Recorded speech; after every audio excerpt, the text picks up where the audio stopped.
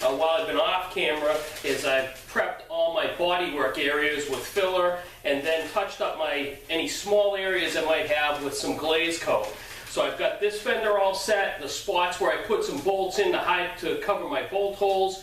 I've taken my bolts out, I've taken a little Dremel tool and I've chased out all my holes. I got all my edges sanded by hand. I've de-8ed down with 80 grit sandpaper just to blend all my plastic body filler in with my bare steel and get rid of any rough scratching that I had from when I sanded all the paint off of it. So you can see my fender is here, my front fender is there. And I'll grab the camera and I'll show you what we're looking at. So I got some spots on the front of the fender. When they crimp this fender, sometimes it gets a little wavy in there, and I just kind of had the chance to smooth that off. This is where we lost the rivets on both sides, and you can see how that's nice and smooth. I got it on these jigs that I made, so it's nice and easy to work on the stuff. This is my bottom area where it was a little wavy. It's a little funky around here. The taillight comes way up around here like this, and you wouldn't see it, but I just did it just to smooth it off. It's pretty easy. If you'll notice, you'll see some remnants of some pencil marks I had. What that is when I do my body work and after I get it all nice and smooth and sanded with 80, I'll blow it off really good and I'll look at it real close. And what I'm looking for is pinholes. And whenever I find a pinhole, I'll circle it with my pencil and then I'll come back with some glaze coat and fill in those areas so that you won't see those afterwards. So you see, there's my rear fender. It's looking pretty good. And then over here is my tank. My tank turned into kind of a little bit more than I anticipated, but this is the way things go.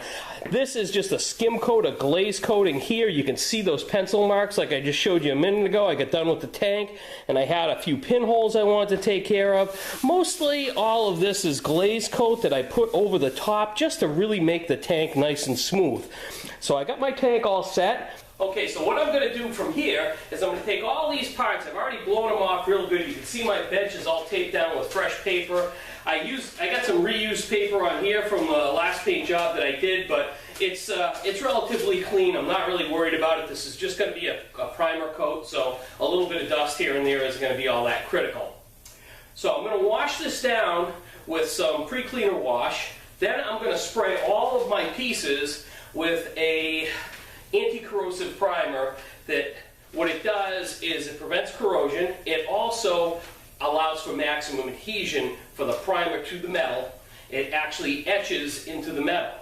Once that flashes and dries off, I'm going to use a high build urethane primer. I'm going to put 2 to 3 coats of that on all of these pieces. Then we'll guide coat it and we'll sand that and we'll see where we're at. More than likely it'll be all set. I might have some touch-up areas I may have to do for some scratches, maybe some grind marks or something that I didn't see. But overall, it's looking pretty good. So I'll come back on camera once we get the anti-corrosive primer on there. I'll show you what that looks like, and then we'll move on to the regular primer. Howdy, folks. So I'm back now with my project. Like I explained earlier, I got 3 good coats of urethane high build primer on all of my pieces, my tank, and my 2 fenders. What I'm going to do is I got some black, just some random black enamel in a spray can kicking around here, and I'm going to dust it onto these parts and use it as a guide coat. So basically all I'm going to do is just kind of hold it back here like this and lay it on these parts like you see here. And what this does is it just gives me what we call a guide coat. I know it doesn't look like much, but what's going to happen is when I sand these pieces,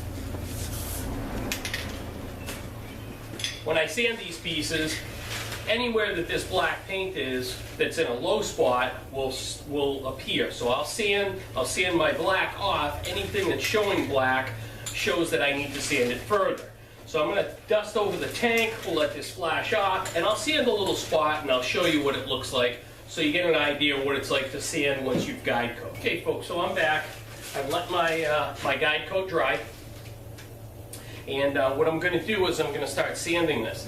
I've decided, I've got another helmet project over here that I know I'm going to have to prime today.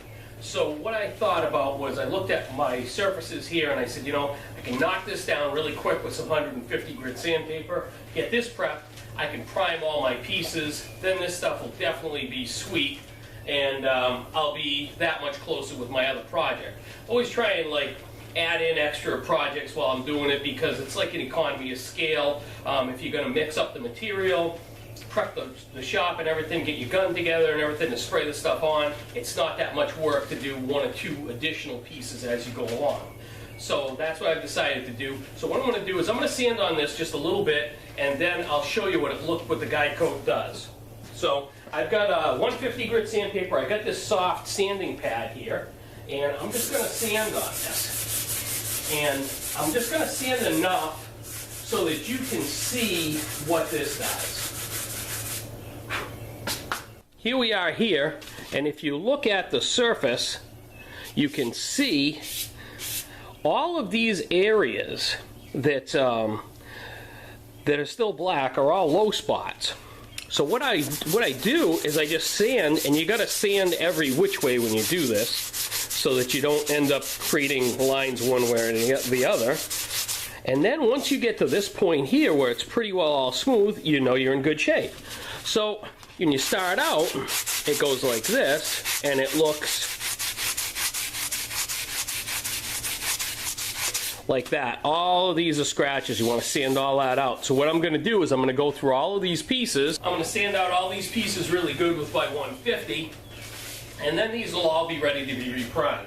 I'll work this the filler and stuff that I got on my helmet. I'll sand my edges off, and then that'll also be ready for primer. So I'll prime my helmet and all my pieces, and then when I'm done, I'll probably have to do another application on my helmet.